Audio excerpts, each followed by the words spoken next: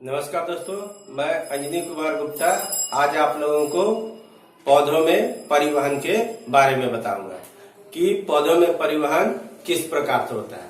जैसे परिवहन के बारे में हम लोग सभी लोग जानते हैं कि कोई वस्तु है या सामान है तो उसको एक स्थान से दूसरे स्थान तक लाने और ले जाने की जो क्रिया होती है उसे हम परिवहन कहते हैं। लेकिन अब हम लोग इस परिवहन को पौधों के अंदर समझेंगे। तो पौधों जो होते हैं जड़ों से अपने खनिज लवण और जल का अवशोषण करते हैं और पौधों की पत्तियों में प्रकाश संश्लेषण के क्रिया के माध्यम से वो अपना भोजन बनाते हैं, यानी क्लोरोप्लास्ट की सहायता से और सूर्य के प्रकाश से वो मिला करके अपना भोजन बनाते हैं। तो इनका जो परिवहन होता है वो एक स्थान से दूसरे स्थान तक पौधों के अंदर जो ये भोज्य पदार्थ और खनिज लवण तथा जल को ले जाते हैं और ले आते हैं, इस क्रिया को ही हम परिवहन कहते हैं। और इस क्रिया को करने के लिए पौधे के अंदर एक विशेष प्रकार का जाल बना होता है, जो चालन वाहिकाएं होती है या हम कह सकते हैं कूपिकाएं होती है, या इस जाल को हम जो जाइलम और फ्लोएम की बनी कोशिकाएं और ऊतक जो होते हैं उनके माध्यम से ये एक स्थान से दूसरे स्थान तक लाते हैं और ले जाते हैं। तो आइए हम लोग इसकी परिभाषा देख लेते हैं। जैसे पौधों में परिवहन, तो जल, खनिज लवण तथा भोजन को एक स्थान से दूसरे स्थान तक पहुंचाने के लिए पौधों में एक चालन वाहिकाओं का एक जाल बना होता है। यानी पौधों के अंदर जो भोजन है और खनिज लवण तथा जल, इसको एक स्थान से दूसरे स्थान तक ले जाने के लिए क्या करते हैं, एक जाल बना होता है कोशिकाओं का। और इसी जाल को या हम इन चालन वाहिकाओं को क्या कहते हैं, परिवहन का तंत्र कहते हैं, जो पौधों में एक स्थान से दूसरे स्थान पर पहुंचाते हैं। अब ये जो चालन वाहिकाओं की नलिकाएं होती है, तो ये दो प्रकार के संवहन नलिकाएं होती है, जिसको कि हम जाइलम के नाम से और फ्लोएम के नाम से जानते हैं। इसके अलावा जो परिवहन की जो क्रिया होती है, तो ये परिवहन की क्रिया मुख्यतः जो एक विसरण क्रिया होती है, परासरण क्रिया और परासरण दार, इनके माध्यम से ही ये क्रिया पूर्ण होती है। जैसे मान लीजिए ये हमारा चित्र है, चित्र में हम देख रहे हैं कि एक पौधा है जो खनिज लवण और जल को क्या करता है, जड़ की मूल रोम या जो छोटी कोशिकाएं हैं उनके द्वारा जल का अवशोषण करता है। जब ये जल का अवशोषण करता है और फिर ये जल और खनिज लवण धीरे धीरे पौधे की कोशिकाओं तक पहुंचते हैं।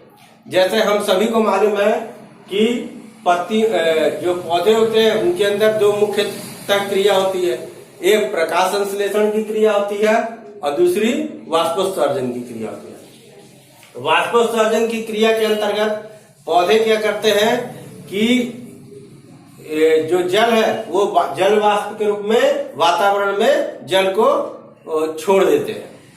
जब ये पौधे विसरण के क्रिया के माध्यम से जल को वातावरण में छोड़ते हैं तो पौधों की जड़ों के अंदर एक दाब बन जाता है, जिसको क्या कहते हैं, हम परासरण दाब कहते हैं। जब ये दाब बन जाता है तो ये दाब पृथ्वी के जो सतह में मिट्टी है उससे अधिक दाब पौधों की जड़ों में बन जाता है, जिसके फलस्वरूप क्या करते हैं कि पौधे अपने मूल रूम से, जड़ों के मूल रूम से ये जल और खनिज लवण को अवशोषित कर लेते हैं।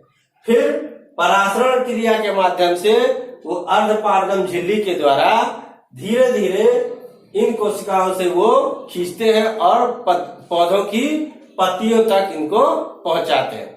या हम देखते हैं कि कभी हम कोको कोला पीते हैं या फ्रूटी पीते हैं या माजा पीते हैं, तो देखते हैं एक ट्यूब के माध्यम से हम क्या करते हैं, पाइप से उस तरल द्रव्य को खींचते हैं, या कोको कोला या फ्रूटी जो भी है उसको खींचते हैं, तो दाब उत्पन्न होता है।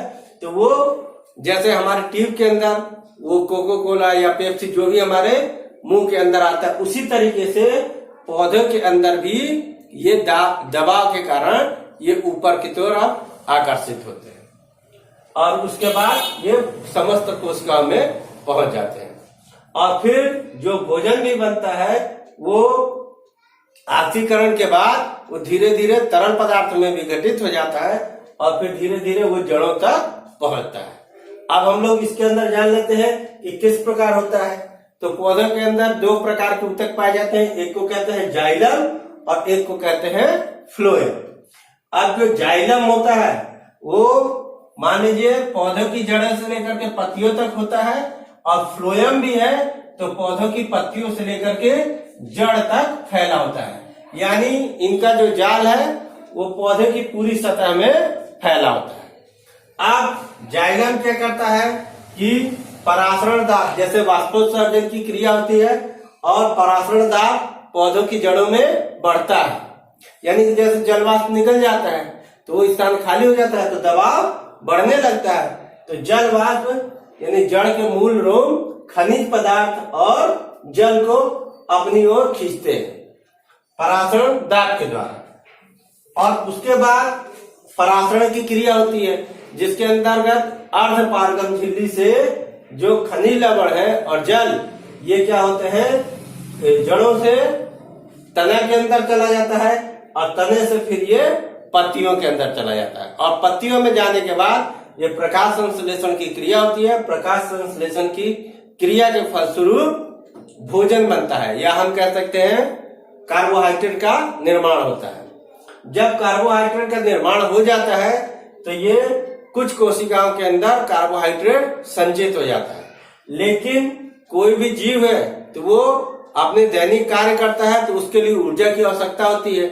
जब ये ऊर्जा खत्म हो जाती है तो पौधों की पत्तियों से या जिन कोशिकाओं में ये भोजन संचित है उन कोशिकाओं से ये लेता है। तो इसके लिए जो भोजन होता है उसका ऑक्सीकरण होता है। इसके बाद जाइलम का कार्य खत्म और फिर फ्लोएम का कार्य प्रारंभ होता है।